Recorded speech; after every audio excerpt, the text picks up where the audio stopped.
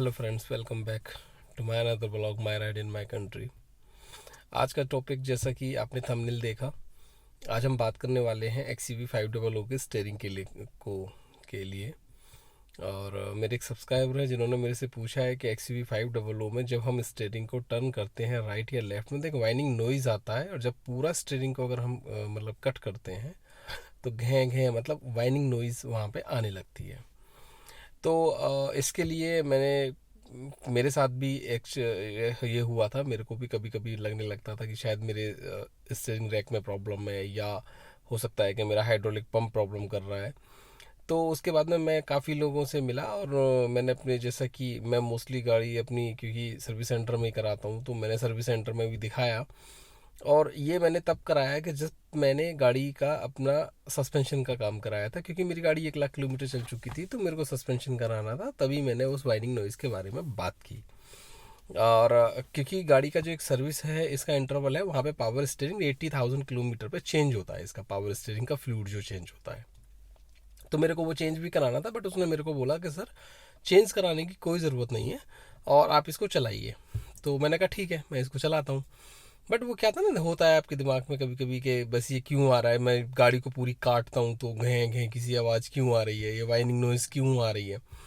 तो फिर मैंने मतलब वहाँ पे मेरे को एक्चुअली मैं सेटिस्फाई नहीं हो पाया उन लोगों की बात से। फिर मैंने खुद जाके मतलब इसकी ऑफिशियल साइट पे गया, फिर मैंने पता नहीं कहाँ कहाँ से क्या क्या वो किया, और फिर मेरे को एक चीज़ समझ में आया कि आपका जो पावर स्टीयरिंग होता है, पावर स्टीयरिंग के अंदर ना एक मोटर लगी होती है, जैसे कि आप देखेंगे। और जिसमें भी जहाँ पे फ्लूइड चलेगा, वो दैट इज़ योर हाइड्रोलिक, वो आपका हाइड्रोलिक स्टीयरिंग होता है, जो इसको हम हाइड्रोलिक यूज़ करते हैं। तो वहाँ पे क्या होता है कि जो पंप होता है आपका, जब वो राउंड लेता है तो वो आपका बनाता है प्रेशर को, 600 PSI का वो प्रेशर बनाता है आपके स्टीयरिंग को मूवमेंट देने के लिए। अब क्या होता है कि जब आपने लेफ्ट में, आप नोटिस करेंगे जब आपकी गाड़ी सीधी चल रही है, या आप 40% 50% मतलब मोर देन 80% तक अगर आप स्टीयरिंग काटते हैं, तो आपको स्टीयरिंग में आवाज़ नहीं आएगी। बट जैसे ही आप 100% स्टीयरिंग को कट करते हैं, तो आपको एक वाइनिंग नॉइज़ आने लगती है स्टीयरिंग की। उसका रीज़न क्या होता है कि जो पंप काम कर रहा है, वो 600 PSI का एक दबाव बनाता है, ऑयल को 600 PSI पे प्रेस करता है आपके स्टीयरिंग रैक के अंदर। अब क्योंकि जब वो एक साइड से ब्लॉक हो जाता है, चाहे वो लेफ़्ट हो चाहे वो राइट हो, तो उसका प्रेशर और भी ज़्यादा वहाँ पे बढ़ जाता है। और बढ़ने की वजह से वो बैक कंप्रेशर के रूप में आपके वापस फ्लूइड टैंक में आने लगता है, जो आपका स्टीयरिंग फ्लूइड का टैंक है उसके अंदर आने लगता है। तो वो आवाज़ साउंड क्रिएट होता है, वो क्रिएट होता है उसके लिए, ना कि आपके स्टीयरिंग में कोई भी प्रॉब्लम है। आपके स्टीयरिंग में प्रॉब्लम सिर्फ एक वजह से आएगी, जब आपका फ्लूइड लीक हो रहा होगा, या फिर आपका हाइड्रोलिक पंप, जो स्टीयरिंग का हाइड्रोलिक पंप है, वो कट गया होगा, या वो सूखा चल रहा होगा, यानी कि उसमें ऑयल नहीं होगा, तब वो आपको आवाज़ करेगा। और जब आपके स्टीयरिंग के हाइड्रोलिक पंप में आवाज़ आनी शुरू हो जाएगी, तो आप महसूस करेंगे कि आपका स्टीयरिंग काम ही नहीं कर रहा है, वो बहुत ज़्यादा हार्ड हो जाएगा। अगर वो नॉर्मली घूम रहा है बिना किसी प्रॉब्लम के, क्योंकि जब आप उसको 100% वन साइडेड मोड़ेंगे, तो क्या होगा कि जो ऑयल का जो प्रेशर है, वो एक जगह जाकर टकराने लगता है, उसको मूवमेंट नहीं मिलता बाहर निकलने का। तो वो वहाँ पे आवाज़ करने लगता है पंप, मतलब आवाज़ आएगी आपको हल्की सी, लेकिन जैसे ही आप उसको थोड़ा भी रिलीज़ करेंगे, वो आवाज़ ख़त्म हो जाएगी। तो इससे आपको बिल्कुल कुछ भी सोचने की कोई ज़रूरत नहीं है, आपका steering is okay, no issues. क्योंकि ये हाइड्रोलिक है, अगर इलेक्ट्रिक होता तो उसमें वो पंप नहीं चलता है, वहाँ पे वो मोटर चलती है, मोटर ऑलरेडी एक प्रेशर से के साउंड से कम साउंड पे काम करती है। तो ये फ़र्क है आपके स्टीयरिंग में। यार, स्टीयरिंग की इसी वजह से बहुत से हैं, कुछ लोगों ने मेरे को पूछा, क्योंकि मेरे भी दिमाग में एक बार ये हुआ था कि ये क्यों हो रहा है, ये आवाज़ क्यों आ रही है। अगर आप नई गाड़ी भी लेंगे और उसको 100% एक तरफ मोड़ देंगे, अगर वो हाइड्रोलिक स्टीयरिंग के साथ है, तब वो भी साउंड करेगा।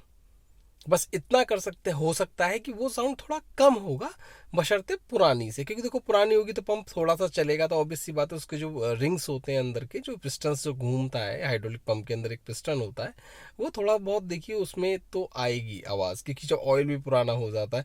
तो 80,000 इसका कंपनी ने रिकमेंड किया है, 80,000 पे आपको अपना, और इसमें ATV का पड़ता है, जो ऑटोमेटिक गियरबॉक्स का जो फ्लूइड होता है वही आपका स्टीयरिंग में पड़ता है। क्योंकि मैंने भी जब चेंज किया था तो मैंने इस बार इसमें डाला था कैस्ट्रॉल का, और अराउंड वो करीब 1 लीटर, 1.5 1 1 200 लीटर अराउंड उसका, यानी 1200 ml वो पड़ा था पूरे में, जिसको कि मैंने चेंज कराया। चेंज कराने का सिंपल बहुत सीधा सा मेथड है, आपको कुछ नहीं करना है।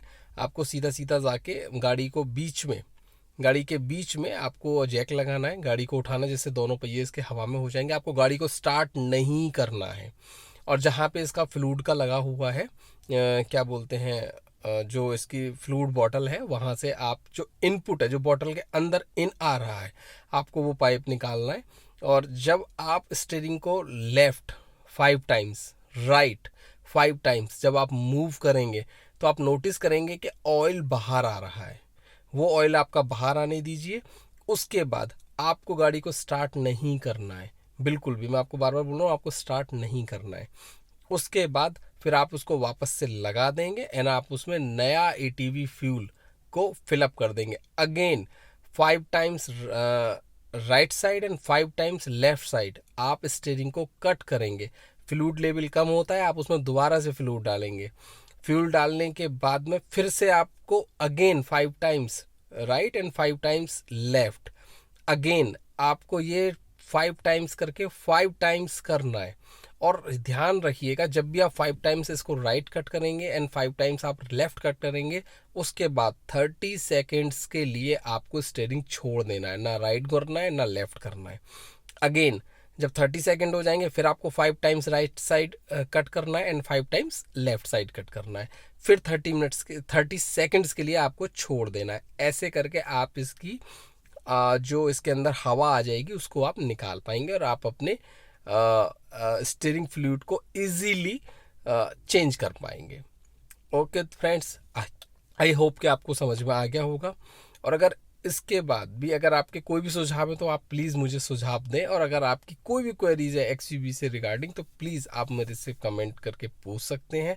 कोशिश करूँगा आपको पूरी जानकारी देने की और एक सही जानकारी देने की, और उम्मीद करता हूँ कि आपके पास भी अगर XUV से रिलेटेड कोई भी जानकारी है तो प्लीज़ आप वो मेरे साथ शेयर करें। Okay friends, bye bye, take care family. और क्योंकि आजकल कोरोना का बहुत चल रहा है, तो मैं अपील करता हूँ, मैं आपसे रिक्वेस्ट करता हूँ कि सेफ़ रहें, सुरक्षित रहें, डिस्टेंस मेंटेन करें, प्लीज़ बियर द मास्क। मैंने नहीं पहना है वीडियो में, बिकॉज मैं अपनी कार के अंदर बैठा हुआ हूँ, मैं अपने घर में मैं मतलब बना रहा हूँ, मैं अपने घर के अंदर हूँ। बट अगर मैं भी घर के बाहर होता हूँ तो मैं मास्क को प्रॉपर गाइडलाइंस की तरह ही फॉलो करता हूँ। और be safe, be strong, corona हमें हराना है। Bye bye family, take care and please support. और आपके जो भी क्वेश्चंस है प्लीज़ आप मुझे कमेंट्स करें। Bye bye family.